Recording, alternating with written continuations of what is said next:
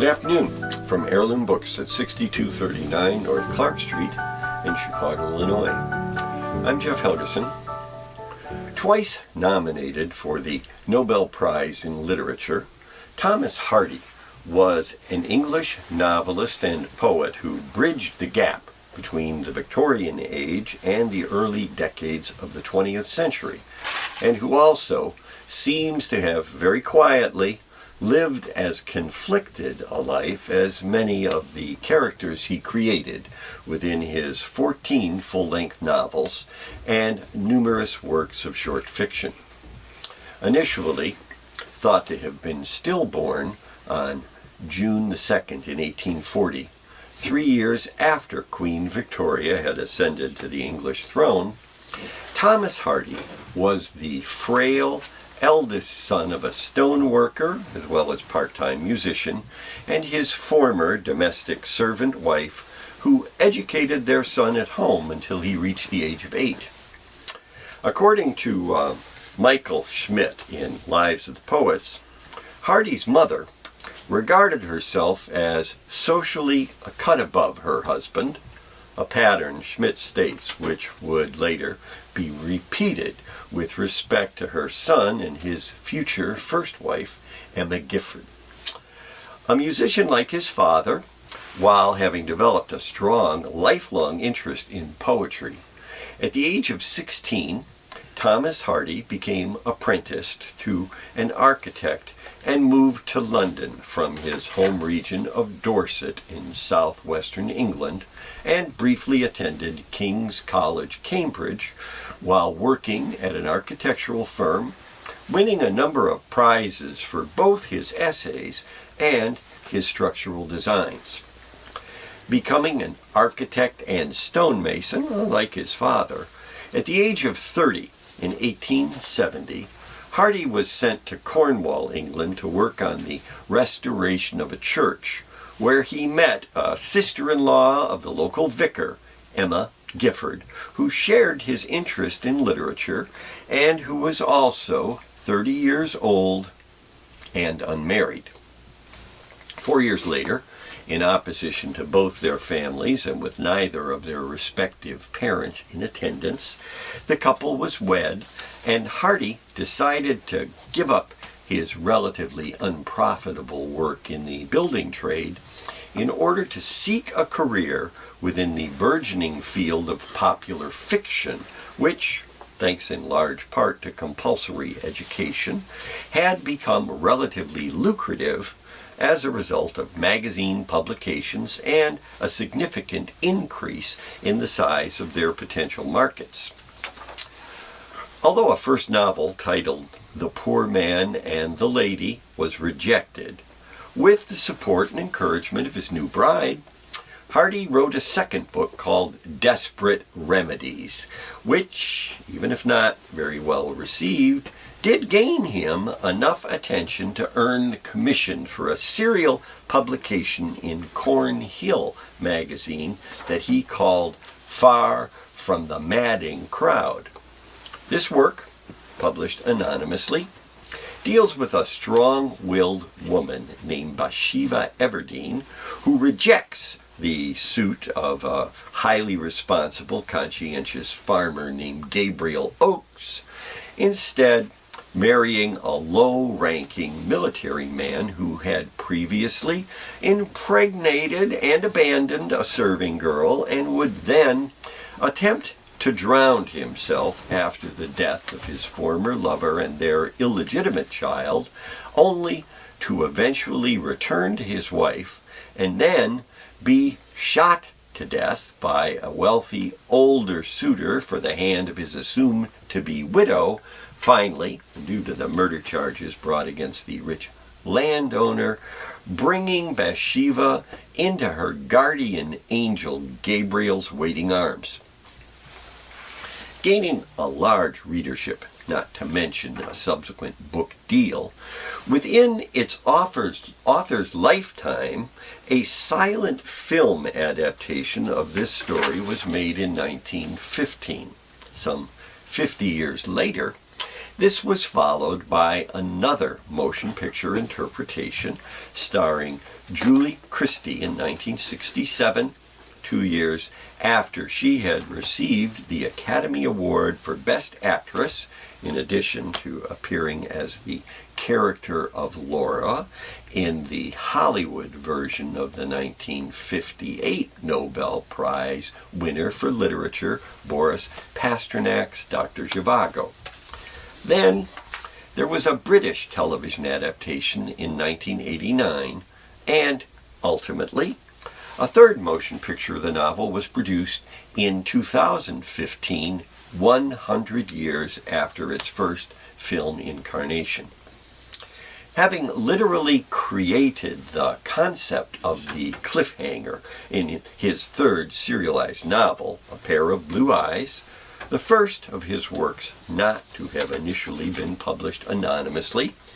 Hardy used both the setting of Great Britain's southwestern coastal region of Cornwall, which he termed Wessex, derived from West Saxon, and seemingly many of the circumstances involving his courtship with Emma, represented as a high-spirited daughter of a clergyman who becomes involved with both an older and younger man, an architect who is also drawn towards a career in literature, but ultimately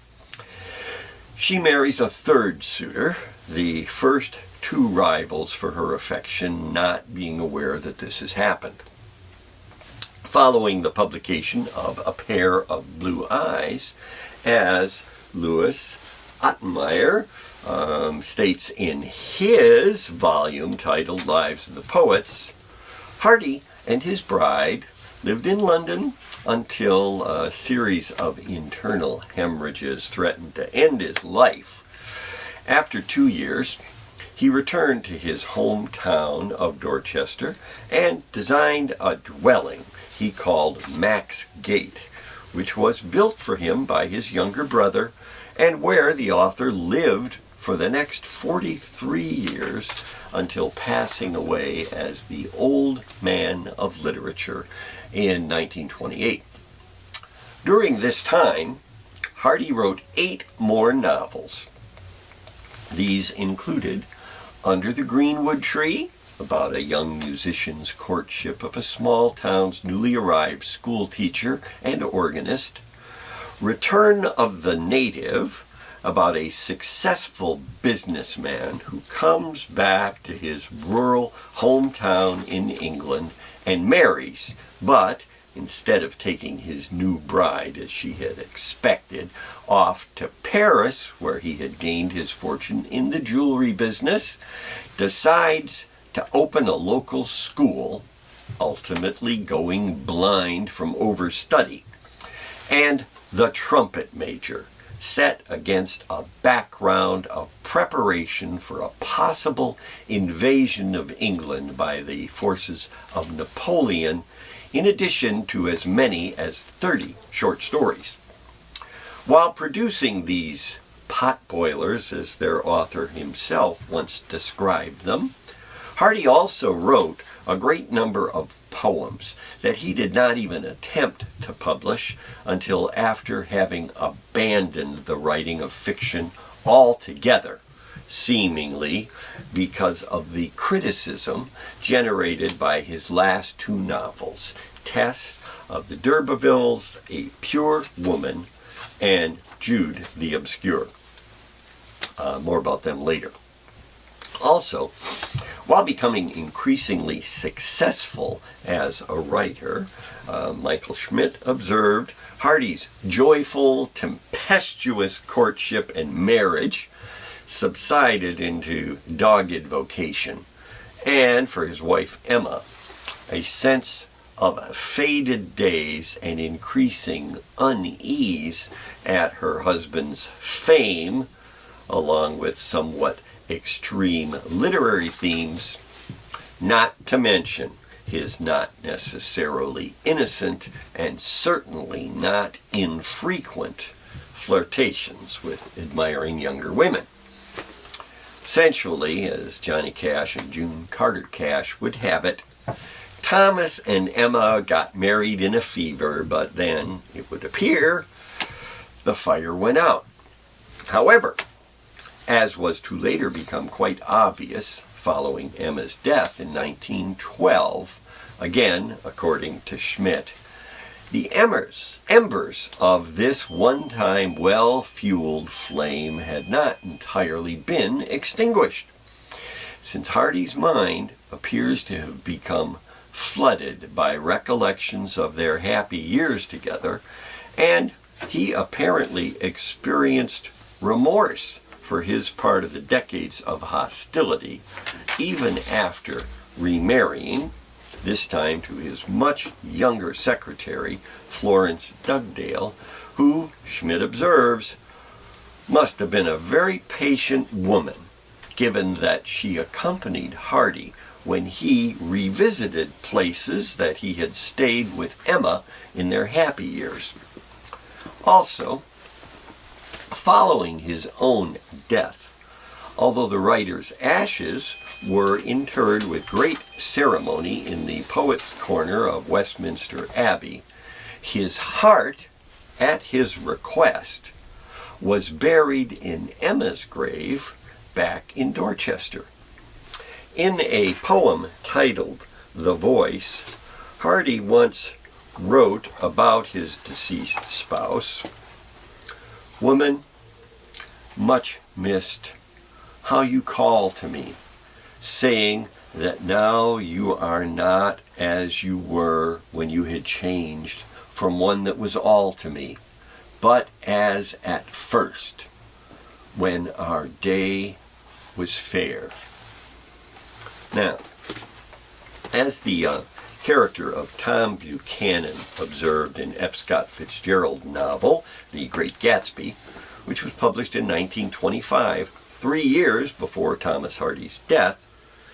there are always things between a man and his wife that others will never know. Yet,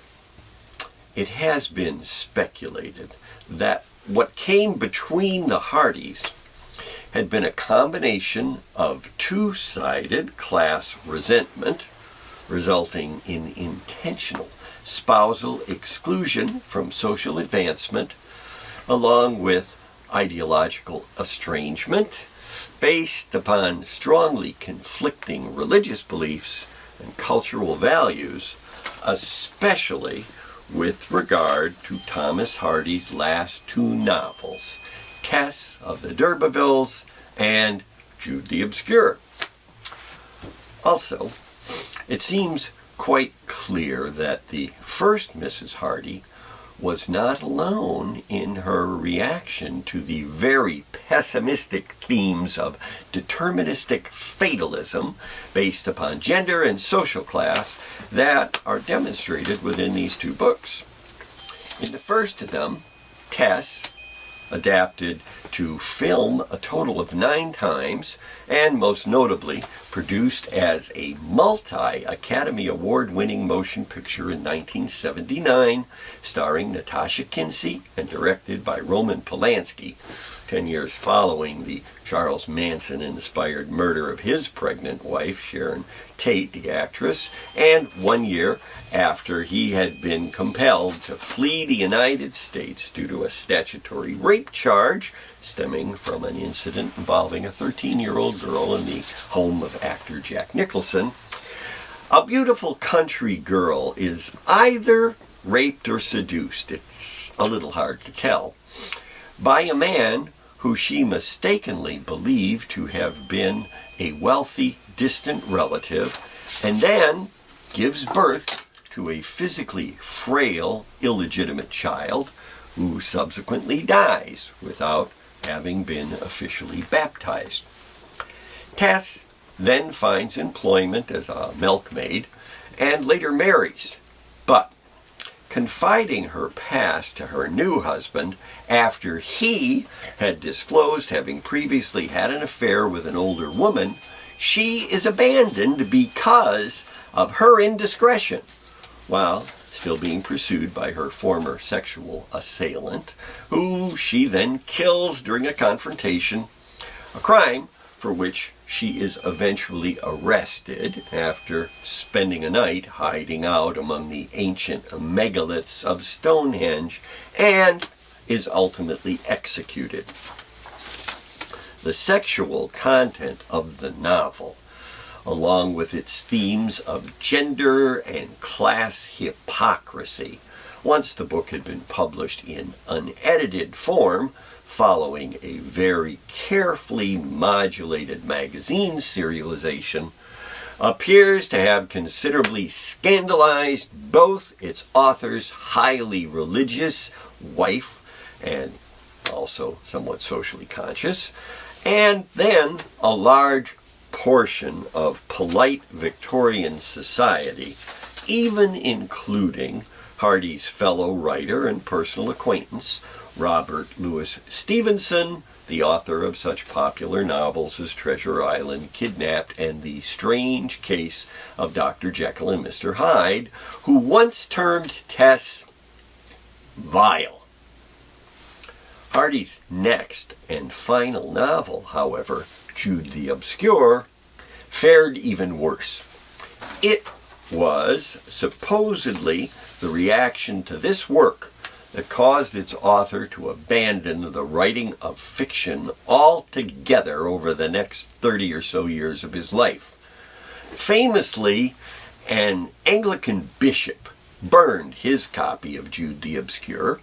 and another reader, after also burning the book, sent Hardy its ashes in the mail.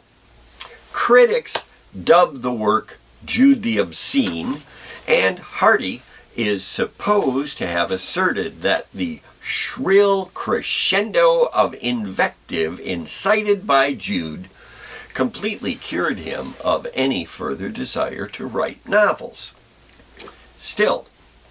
when a motion picture version of the book was produced in 1996, featuring Kate Winslet, a year before her appearance in James Cameron's Titanic, 20th century critics described the story as sweeping and full of power, passion,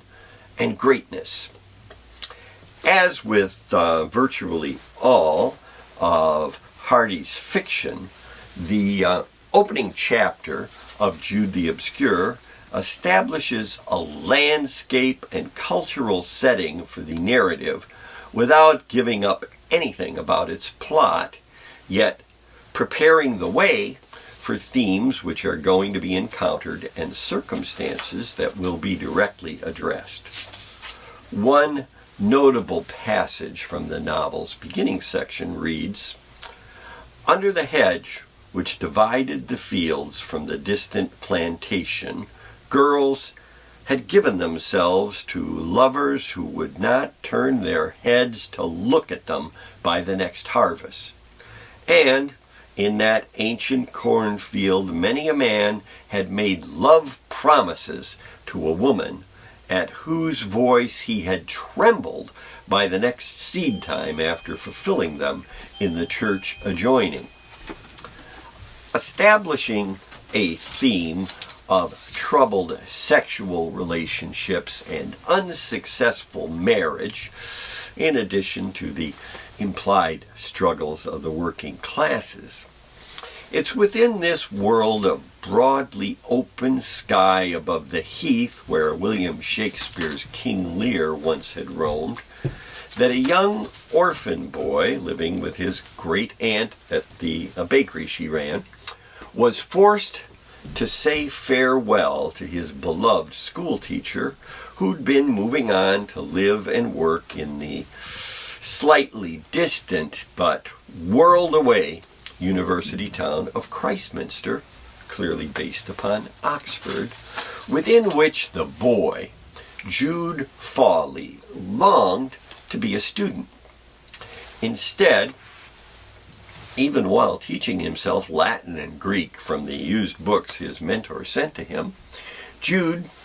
became a stonemason, as had Hardy himself, and was soon entrapped within a marriage by a local farm girl who abruptly left him, emigrating to Australia and becoming a bigamist when she married again after realizing that she had become pregnant before giving birth to a child who she eventually claimed to have been Jude's offspring. In Christminster, Jude meets and immediately falls in love with his free-thinking first cousin, Sue Bridehead, whose photograph he had previously seen while living with his great-aunt. After introducing her to his former teacher, a man 20 or so years older than Sue, she agrees to marry him, in spite of being in love with Jude. But then, love apparently conquering all, leaves her husband for her cousin, getting the older man to grant her a divorce, which causes a public scandal that results in the teacher losing his job. Jude's wife, Arabella, then returns, bringing with her their son, who she leaves with his biological father, and Sue, the boy, as a result of a very seriously minded nature, being nicknamed Little Father Time. After a prolonged period of Sue's refusal to have sex with Jude, while continually living in poverty and frequently moving from one community to another in a continual search for menial employment, the couple eventually produces 2 children, with a third one on the way, before Little Father Time intercedes, hanging his half-sister and her infant brother, as well as himself, in a closet, and leaving a note stating, "Done because we were too many." Then, just to make a long story short, Sue loses her third child, fervently turns to religion, leaves Jude and remarries her former teacher husband, a broken-hearted Jude becoming ill and dying with the sound of bells from the university to which he had never been able to gain admittance ringing in his ears, while his first wife goes off in search of a new matrimonial prospect. The message in all of this apparently being that life goes on, even though its institutions of marriage, restrictive social economic class, elitist education, and hypocritical religion are totally corrupt. Continuing to comment upon the too often overlooked virtues of the working classes, on the vanity of aristocratic values throughout the remainder of his life, following the April 15th, 1912 sinking of the SS Titanic on its maiden voyage, in a poem titled Convergence of the Twain, Hardy wrote, "Jewels, designed to ravish the sensuous mind, lie lightless, all their sparkles blurred and black and blind." Having written between 1904 and 1908 a 3-volume, 19-act, 130-scene verse drama about the Napoleonic Wars, Hardy also supported the British war efforts during the First World War with his writing, asserting in a poem, The Time of the Breaking of Nations, that it was the rural working class population of England which provided the country with its real strength and stiff upper lip, stay calm and carry on national character. I'm Jeff Helgeson. Heirloom Books is located at 6239 North Clark Street in Chicago, Illinois.